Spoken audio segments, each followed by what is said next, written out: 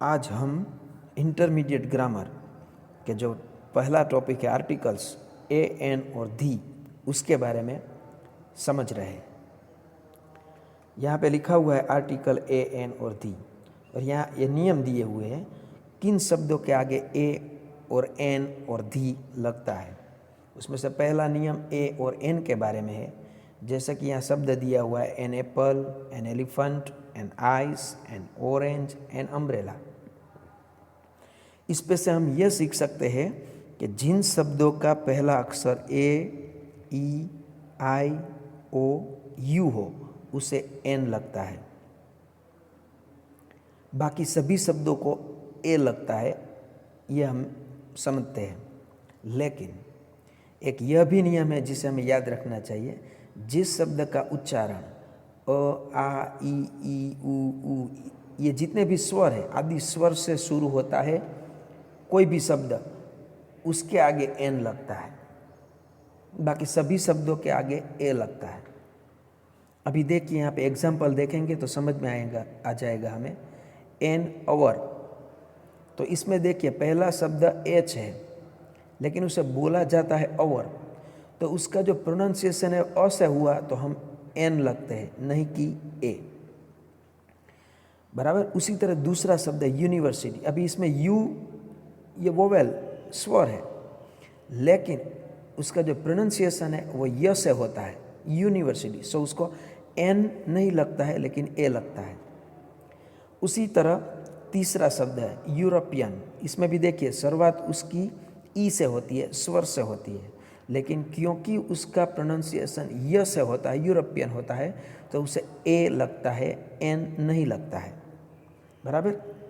लेकिन हमने पहले यही सीखा है कि जिस शब्द के आगे ए, ई, आई, ओ, यू, ऐसा हम इसलिए सीखे हैं क्योंकि जब यह नियम हमें सिखाया गया तभी सभी शब्द के प्रोनाउंसिएशन हमें मालूम नहीं थे, इसीलिए यह सिखाया गया। लेकिन अभी जब हम किसी भी शब्द के आगे ए या एन लगाने वाले हो, तब हमें यह ध्यान रखना चाहिए कि उसका प्रोनाउंसिएशन क्या है, उसका उच्चारण क्या है।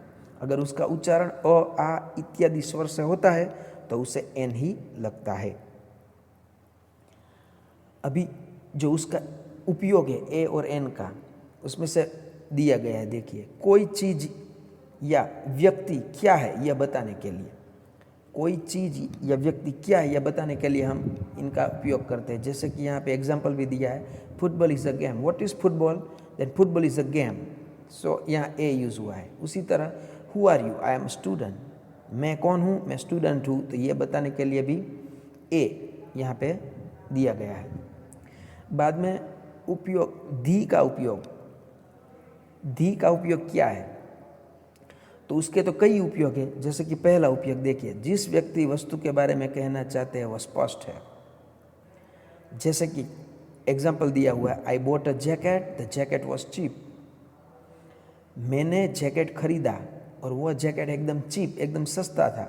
लेकिन जब दूसरी बार हम जैकेट शब्द उच्चारण करते हैं तभी जिस जैकेट के बारे में हम बोलना चाहते हैं वह स्पष्ट है, इसलिए हमने यहाँ पे दी यूज किया। सॉरी। और पहला जो जैकेट वाला शब्द था उसमें हमने ए यूज किया क्योंकि वह पहली बार था, इसलिए। मतलब कि दूसरी बार जब हम कोई शब्द बोलते हैं तब हम उसका उच्चारण धी से कर सकते हैं क्योंकि वह स्पष्ट है। दूसरा उपयोग, only one in the world. दुनिया में जो कोई भी चीज एक है उसके लिए भी दी यूज होता है, जैसे कि the sun, the moon, the sky. तीसरी बात, फॉर द कलेक्टिव नाउन्स। जो कलेक्टिव नाउन्स है उसके लिए भी दी यूज होता है, जैसे कि the police, the army, the fire brigade, या कलेक्टिव नाउन्स है तो उनके लिए भी दी यूज होता है। उसी तरह चौथा उपयोग दिखाया गया है, कोई भी चीज की साइड बताने के लिए। लेफ्ट, राइट, ऊपर, नीचे, आजू बाजू, वो जो सब साइड है वो बताने के लिए यहाँ पे देखिए एग्जाम्पल दिया हुआ है, right the name at the top of the page. The top is the side, page के टॉप, ऊपर में आप अपना नाम लिखिए। My house is at the end of the street. Street के एंड में मेरा घर है। The table is in the middle of the room. जो टेबल है वो रूम के मिडल में है। Do you drive on the right और on the left in your country? आपके कंट्री में आप राइट साइड ड्राइविंग करते हैं कि लेफ्ट साइड ड्राइविंग करते हैं?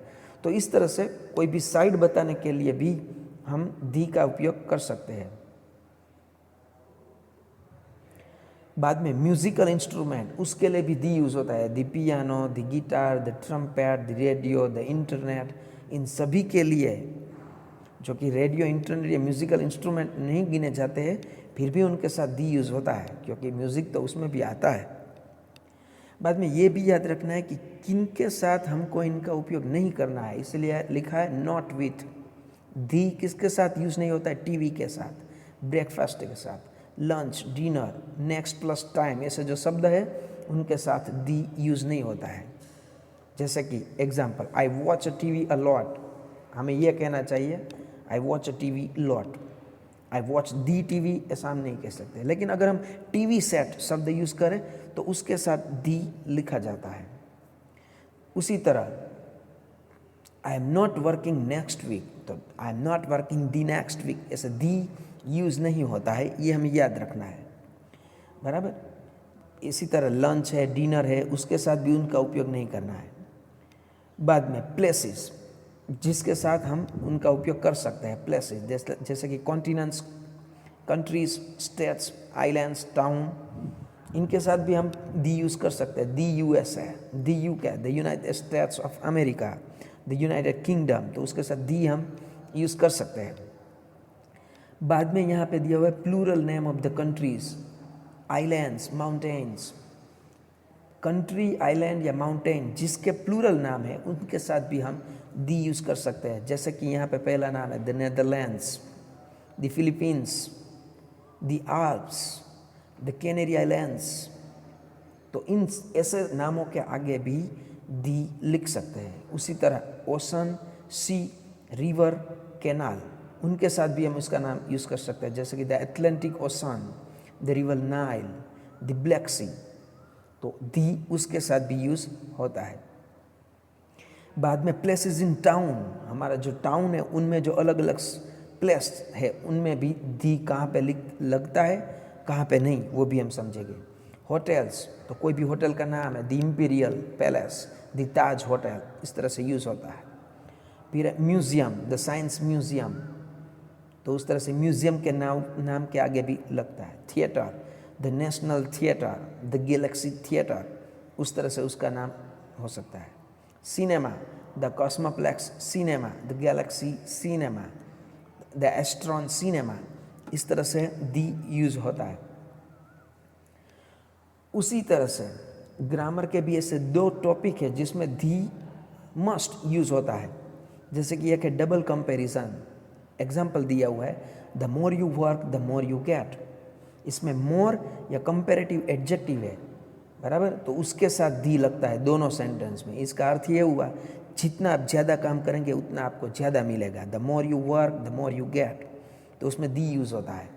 उसी तरह दूसरा टॉपिक है superlative degree of the degree of comparison, तो उसमें भी leopard is the fastest animal, the fastest शब्द है वो सुपरलेटिव डिग्री का एडजेक्टिव है, तो उसके आगे भी दी लगता है। इसलिए इस प्रकार से दो ग्रामर के टॉपिक है, double comparison and superlative, where we use the. The directions, बाद में जो डायरेक्शंस है उसके आगे the south, the north, the west, the east, इसके साथ भी दी यूज होता है। फिर दूसरी बार देखिए नॉट विथ, किसके साथ हम दी यूज नहीं कर सकते हैं। Name of the airport, stations, कोई एयरपोर्ट का नाम है, कोई स्टेशन का नाम है, जैसे कि शिवाजी टर्मिनल द स्टेशन, तो उसमें दी यूज़ नहीं होता है, शिवाजी टर्मिनल स्टेशन ऐसा ही बोला जाता है। स्ट्रीट, जैसे कि यहाँ पे लिखा स्ट्रीट, ऑक्सफोर्ड स्ट्रीट, दी ऑक्सफोर्ड स्ट्रीट ऐसा नहीं बोला जाता है। स्क्वायर, किंग स्क्वायर, बराबर, किंग स्क्वायर ऐसा कोई शब्द है तो किंग्स के आगे दी किंग स्क्वायर इस तरह से नहीं बोला जाता है। उसी तरह से यूनिवर्सिटी, जिसका नाम है the Saurashtra university, the Gujarat university, the Bombay university, तो उसके आगे दी नहीं लगता है। Saurashtra university, Gujarat university, Bombay university, इस तरह से लिखे जाते हैं। तो इस तरह से हम समझ सकते हैं कि किस तरह से कौन कौन से शब्द के आगे दी का उपयोग कर सकते हैं और कहाँ पे नहीं कर सकते। उसी तरह से फिर से हम एक बार समझ लें कि ए और एन उनमें यह याद रखना है कि जिन शब्दों का उच्चारण ओ आ ई इत्यादि जितने स्वर हैं उनसे जो होता है तो उनको एन लगता है, बराबर। बाकी शब्दों के आगे ए लगता है, ये हमें याद रखना है। चलो, थैंक यू।